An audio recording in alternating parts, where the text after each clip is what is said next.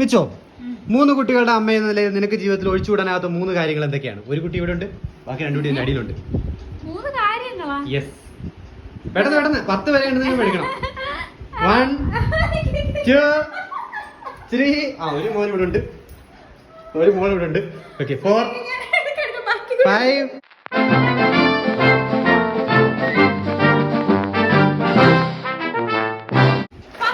എന്തിരുന്നാലും ഇത് കൊടുത്താലേ നമുക്ക് ഈ വീട്ടിൽ ചെയ്യാൻ പറ്റൂ. ഇപ്പൊ തന്നെ എന്റെ പിറകെ നിൽക്കുകയാണ് രണ്ടും കൂടെ. സോ ഇതാണ് first thing. Okay, being A working mother ഇതെനിക്ക് വളരെ വളരെ ഇമ്പോർട്ടൻ്റ് ആണ്.